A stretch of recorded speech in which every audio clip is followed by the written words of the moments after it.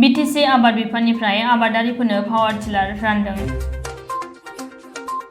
आबादारिफोरखौ आबाद मावनाय बिथिङाव हेफाजाब होनाय आरो थुलुंगा होनायनि असिलायै BTC आबाद बिफाननिफ्राय 2020-21 बोसोरनि SOPD नि आवथायाव आबादारिफोरनो 50% रेहायारि हिसाबै गासै गं 104 पावार टिलार रानदों।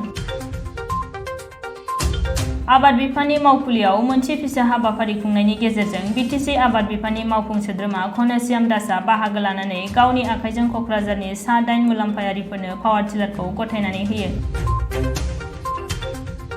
लोगोसे फैबाय थानाय समाव BTC आबाद बिफाना आबादारिफोरनि आबाद मावनाय बिथिङाव नांगौ रोखोमनि आबुङै हेफाजाब होलांनो खोथा होनायजों लोगोसे BTC सरकारा जेंना बोस्रांनानै होनो हानाय बायदि आबादारिफोरा गावबा गावनि जेंनाखौ बिफाननि बिबानगिरिफोरनो फोरमायना लाफैनांगौ होननानै खौरांगिरिनि सिगाङाव फोरमायथियो मावफुं सोद्रोमा घनश्याम दासआ। मख'नाय जायोदि BTC आबाद बिफाननिफ्राय क'क्राझार जिल्लायाव गं 37, चिरां जिल्लायाव गं 15, बाक्सा जिल्लायाव गं 37 आरो उदालगुरि जिल्लायाव गं 15 पावार टिलारखौ आबादारिफोरनो रानगोन।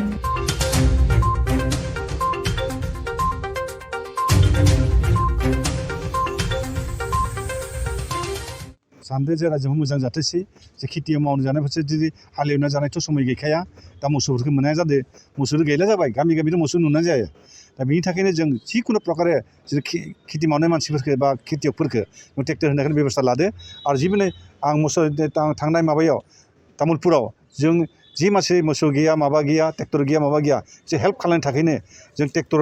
लादो ट्रेक्टर हारभेस्टार माइ गायनाय माइ जावनाय माइ दाननाय आदिफोर माइ हानाय सब दङ इना जेबो सिन्था खालामा आरो माइ हालेवनायनि थाखायबो ट्रेक्टर होनाय दं गिदिर ट्रेक्टरबो दं फिसा ट्रेक्टरबो दङ बेखौ लानानैबो मावनो हायो बिनि जों कमप्लिट जोंनि रायजो राजाफोरा मावनायफोरा जेन कमप्लिट आरामसे जानो हायो न'आव थानानै निजेर गथ' गथायखौ फिसिनो हायो बेखौ सिन्था खालामनाय जों बे बेबस्थाखौ लादो। जे आबादानो BTC ओनसोलनि गाहाय दा आं दा बर्तमान BTC बिनि सानैजों परिबर्तन नायदों जों 15 बोसोर जि जालांबाय बेखौ जों सानाखै आरो दा बर्तमान सानाय समायाव जोंहा पुनर्दन सरकार थानायाव जों परिबर्तन खालामनो हायाबा आरो भबिष्यत हानाय नङा बिनि थाखाय कमप्लिट रायजो राजाफोर जोङो हेल्प खालामनांगोन जोङो सोंनांगोन जुदि माबा असुबिदा मोनो जोंनि खाथियाव फैनानै रायनानै जुदि मोजाङै रायलायनानै जे खामानिखौ मावनो हायोबा कुनु असुबिदा गैखाया खारन भबिष्यत थाखिनो कमप्लिट रायजो राजाफोरा जे खेथि मावनो जानाय थाखिनो कुनु असुबिदा जाया बेनि थाखायनो कमप्लिट जोंहा डिपार्टमेन्टआ हेल्प खालामनो सेस्था थाखि दङ आरो हेल्प खालामगोन आरो जों थानाय पर्यन्त बिटिआर परिबर्तन सेस्था लागोन।